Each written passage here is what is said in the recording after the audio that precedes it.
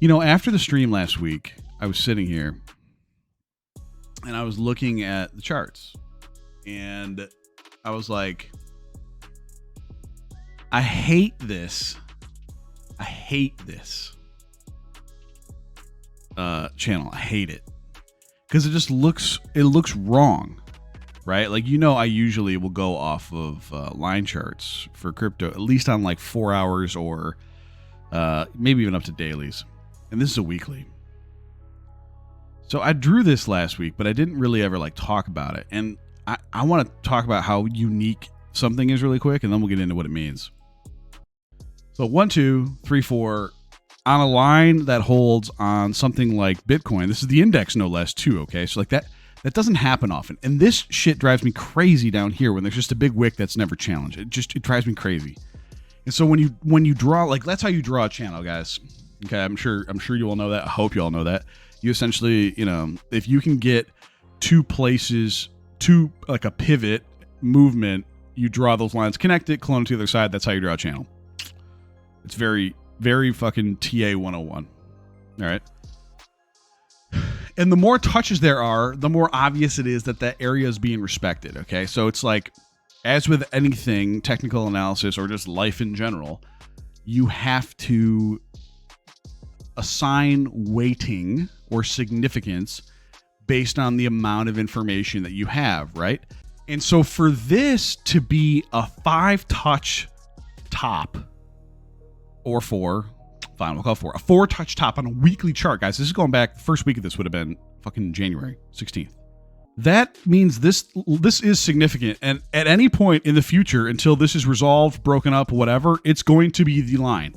So on whatever chart that you have, you should be, I mean, like this, okay?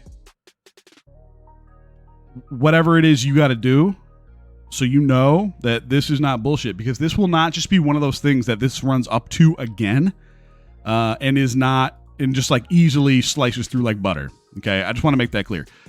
Knowing that there's that much significance into the top side of the channel, the parabolic flip line, the channel top, whatever you want to call it, if we know that the top side of this is this significant, then you clone to the bottom side. And like, I hate having to like anchor the bottom of a channel against a wick. It literally drives me crazy. It fucking, oh my God, do I hate it. Because it just looks like shit. It looks like it's out of nowhere. And so I've had it for a while, and I've drawn it for a while, and like, you know, whatever. And if you remember, at the end of last week, we started talking about it, and look where we are now.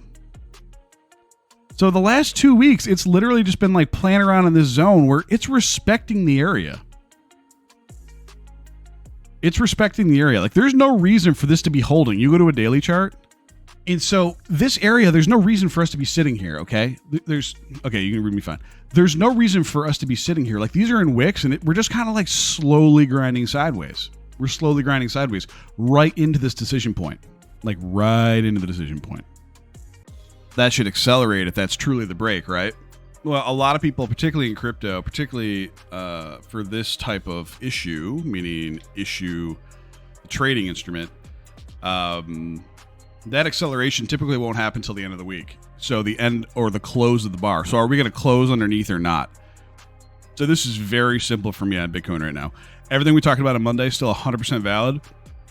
There's a chance we can still regain this. But it's like every minute that we spend underneath here bothers me. And if you get the close underneath this by Sunday, I would expect a pretty nice move down from there. However, if you get a recapture and it hammers back in to save the chart, which happens quite frequently in crypto, then, you know, now you've got a case for going long and a case for potentially holding that long up to 36K. There's the bottom side of that channel that we just drew on the weekly. As soon as we got that break under, wham, it accelerated. Went down once, tried to recapture, couldn't. As soon as it wasn't recaptured, yesterday we got the hit down, continuation down, and then here we are. So since a bunch of you joined since then, the only thing that I'm looking at right now is whether or not this circle, this red circle, can close back inside of this channel before the end of the weekly bar. But yeah, pretty straightforward for me. This needs to regain. Otherwise, we'll get the weekly close underneath the bottom of that channel, which I am adding significant weight to because of this structure actually having 4 touches on the top side. You can't just dismiss it to the bottom side. And we got supporting evidence that it's real. When it actually did break, we saw this acceleration to the downside. If you regained this channel, like this is what the long would look like. If we regain, and I would do this, okay? If we get a channel regain, I would set that as my stop. And you guys are going, you shit me, dude? That's like an open at 27 and your stop is at under 26. That's a $1,200 stop. Yeah, it is. But like my target is also channel top. Okay. It might take months for us to get there, but it'd be a 6-hour trade. Right? So it'd be a pretty huge move. I mean, I'm asking for a $7,600 move in Bitcoin if my thesis on that is right. And quite frankly, I get those right all the time. You just have to be patient. The problem is most people use leverage, right? So if you use leverage, now all of a sudden you're like on leverage and little intraday moves bother you. And you end up like reevaluating your thesis and closing early, or like, you know, somebody makes a super impassioned plea on Twitter or some shit, and you're like, oh, that makes sense. He thinks we're going down, and close, you know, whatever. And people ask me all the time, hey, did you see, you know, XYZ's ideas on where we are in the market? And I purposely don't look at other people's shit because a lot of them are really good presenters. Like, I look at some of Kaz's stuff because Kaz trades different than me, but we usually end up at the same area, which is cool. But like some people are like have really compelling points and like make me second think again about my own thesis. I don't really like it. Like, this is why I like swing trading. This is why, like, this is not scalping. This is swing trading. Swing tradings are trades you hold from like 2 days to like several weeks. And I'm very much not a like in and out of the market guy. We saw the breakdown yesterday. Like, even if you delete this, okay, I'll delete the circle. I'll delete these lines, okay? This was clearly support, you know, like right here. Wick, held. Down, close, continuation, and we're still under. All right? This is all you need to remember.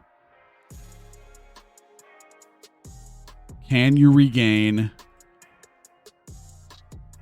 this area?